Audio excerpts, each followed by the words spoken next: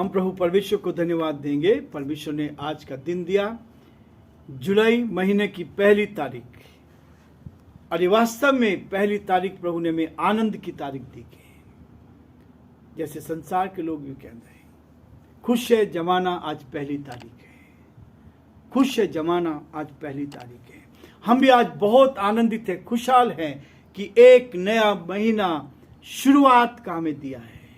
आज पहली तारीख है और इस पहली तारीख को लेकर हम परमेश्वर की महिमा करें। शनिवार का दिन, सप्ताह का आखिरी दिन, लेकिन ये आनंद की बात है, खुशी की बात है कि परमेश्वर ने मुझे और आपको ये महीना दिया ताकि हम परमेश्वर की महिमा कर सकें।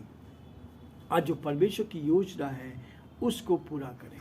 एक एक चीज को पौलुस मेरे आपके सामने इस बात को बताता गया, हर्ष के साथ हमें देना है। जो कुछ भी दे हर्ष के साथ दे, परमेश्वर की महिमा करते चले जाएं। प्रियो, आप सभी को मैं दिल की गहराई से धन्यवाद देता हूं। आज की सुबह हम एक साथ फिर से इस YouTube चैनल के माध्यम से मिल रहे हैं ताकि प्रभु आपको और आपके पूरे परिवार को बहुत आशीष दे। मैं आप सभी का स्वागत और वेलकम करता हूं आज के इस डिवोशन में, इस YouTube चैनल पर। प्रभु आप सबको बहुत आशीष दे और परमेश्वर का हाथ आपके साथ निरंतर बना रह सके और आप बहुतों को इस डिवोशन को शेयर कर सके ताकि प्रभु की महिमा करें। प्रियो, मैं सुबह उठकर करीबन 1,500 से 2,000 भाई बहनों को इस संदेश को पहुंचाता हूं। यह है आनंद की भरपूरी। सुबह 5 बजे उठकर परमेश्वर की महिमा करना, और बहुत सारे लोग आशीष को प्राप्त कर रहे हैं। इसलिए प्रियो, प्रभु आपको बहुत आशीष देना चाहता है ताकि आप इसमें आगे बढ़ते जाएं। आज का वचन मेरे लिए आशीष का कारण बने ताकि हम आशीष को पाते चले जाएं और बहुतों को प्रोत्साहित कर सकें ताकि परमेश्वर की महिमा कर सकें। हम प्रार्थना करेंगे। जीवते और सच्चे विश्वास के योग्य परमेश्वर, आज की सुंदर सुबह के लिए आपको दिल की गहराई से धन्यवाद। ये सुनहरा अवसर आपने हमें दिया है कि हम आपके पवित्र सिंहासन के सम्मुख आकर आपकी महिमा करें, आपके नाम को धन्य कह सकें, और जो आपकी योजना है प्रभु जी उसको अपने जीवन में पूरा होता देख सकें। हे दया के धनी और विश्वास के योग्य परमेश्वर, हमारी आपसे प्रार्थना, आपसे विनती है, आपके अनुग्रह की दृष्टि हम पर बनी रहे, आपका हाथ हम पर बना रहे, आपकी करुणा हम पर बनी रहे ताकि हम आगे बढ़ते जाएं। धन्यवाद देते हैं प्रभु हमारे प्रदेश राजस्थान के लिए, और प्रभु सारे प्रदेशों के लिए प्रार्थना करते हैं। हमारे देश के सारे मुख्यमंत्री के लिए प्रार्थना करते हैं, आप उन सबको संभालें। और विशेष प्रार्थना करते हैं राजस्थान के मुख्यमंत्री अशोक गहलोत जी को प्रभु जी, बड़े आदर के साथ उनको आपके हाथ में सौंपते हैं। हमारी प्रार्थना, हमारी विनती प्रभु, आपका दया का हाथ उनके साथ बना रहे ताकि वो सुरक्षित रहे, हर परेशानी में, कठिनाई में, दुख में, मुसीबत में निरंतर आगे बढ़ते चले जाए और बहुतों के लिए आशीष का, आनंद का कारण बनते जाए, और जो आपकी योजना है प्रभु उसको उनके जीवन से हम पूरा होता देख सके। प्रभु हम प्रार्थना करते हैं आप अपनी उत्तम आशीष दे और आने वाले समय प्रभु जी भरपूरी के साथ उनको इस्तेमाल करें। प्रार्थना करते हैं हमारे देश के लिए, देश के प्रधानमंत्री के लिए, राष्ट्रपति जी के लिए, आप उनको भी संभालें, आप उनको भी अपनी आशीष से भरपूर करें। बड़े आदर के साथ हमारे सारे श्रोताओं को जो इस समय हमारे साथ जुड़े हैं प्रभु जी, उन सब के लिए हम प्रार्थना करते हैं उत्तम से उत्तम आशीष दे। यदि कोई बीमार है, परेशान है, कठिनाई में है, दुख और मुसीबत में, आप उनकी सुधि लें। सारी महिमा हम आपको देते हुए इस प्रार्थना को अपने प्रभु अपने धार करता यीशु मसीह के नाम से मांगते हैं, आमीन।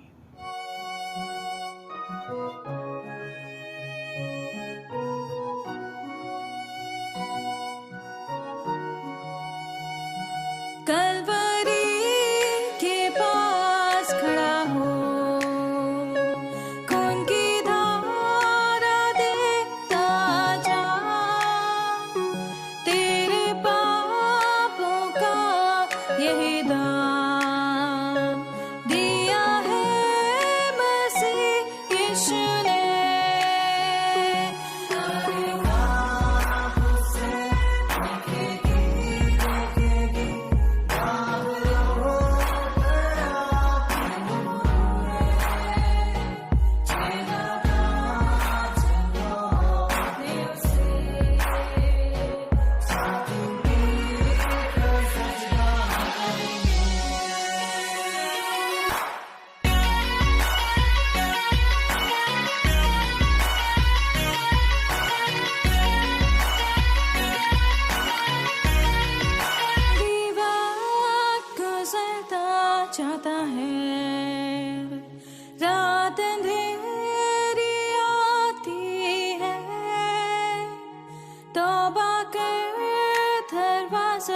होगा बंद। कुछ ना होगा फिर पछताने से, तौबा कर दरवाजा होगा बंद। कुछ ना होगा फिर पछताने से।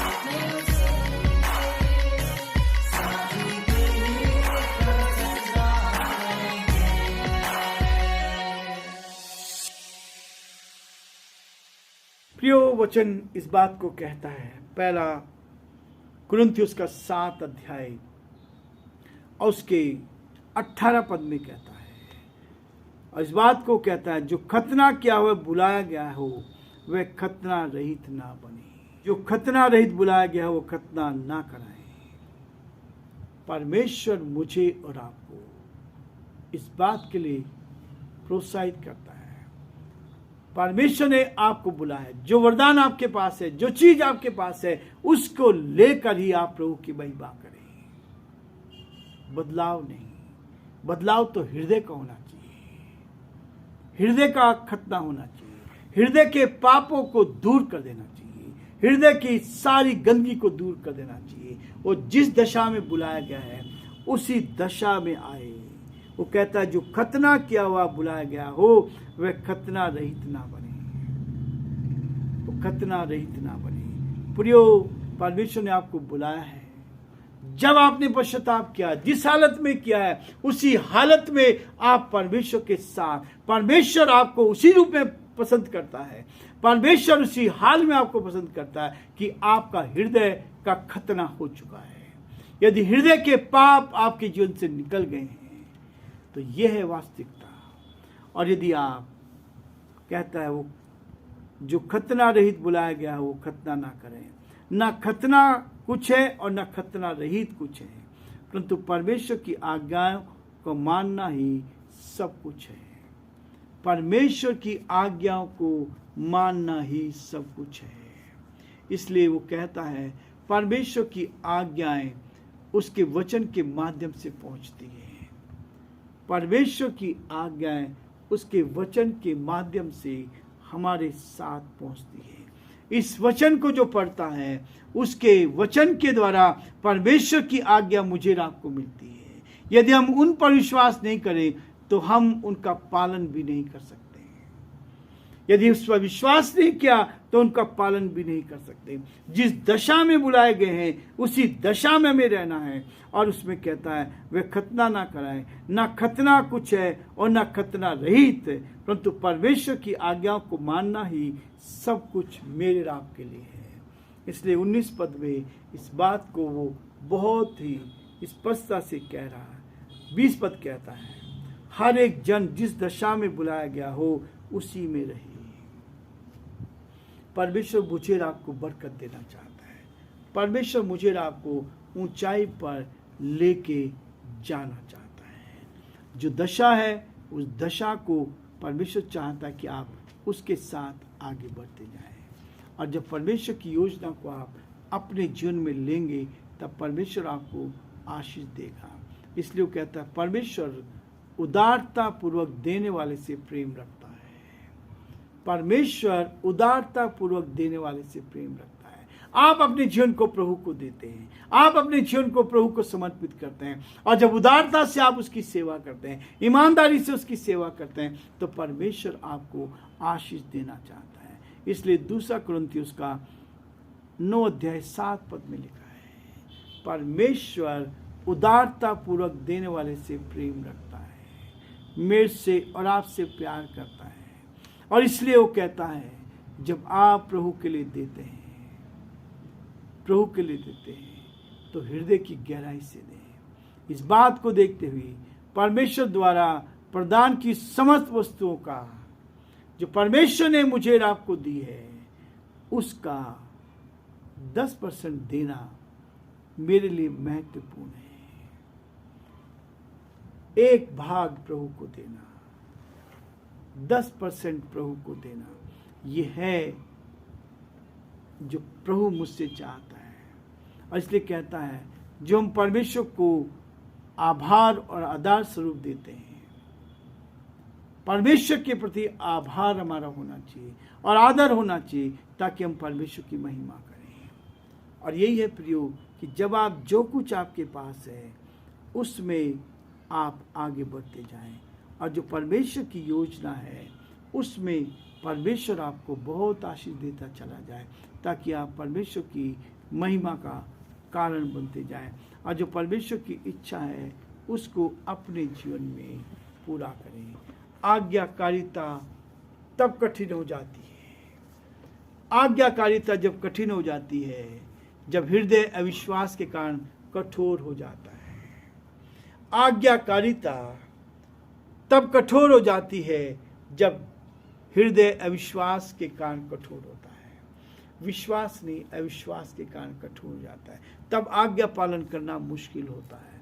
इसलिए प्रियो, परमेश्वर कहता है, हे भाइयों, चौकस रहो, सावधान रहो। एक बात को अपने जीवन में देखो कि तुम में ऐसा बुरा और अविश्वासी मन ना हो, तुम में ऐसा बुरा मन ना हो जो जीवते परमेश्वर से दूर हट जाए, जो जीते परमेश्वर से दूर हट जाए। प्रभु की सच्चाई को जानने के बाद यदि फिर आप संसार में चले गए, तो परमेश्वर कहता है, हे प्रियो, हे भाइयों, चौकस रहो, तुम में ऐसा बुरा और अविश्वासी मन ना हो जो जीवते परमेश्वर से दूर हट जाए। प्रभु आप सबको बहुत आशीष दे, और मेरा विश्वास है कि कल आप परमेश्वर के भवन में जाएंगे, आशीष को प्राप्त करेंगे, और फिर से नए सप्ताह के साथ हम परमेश्वर की महिमा करेंगे। प्रभु आप सबको बहुत आशीष दे।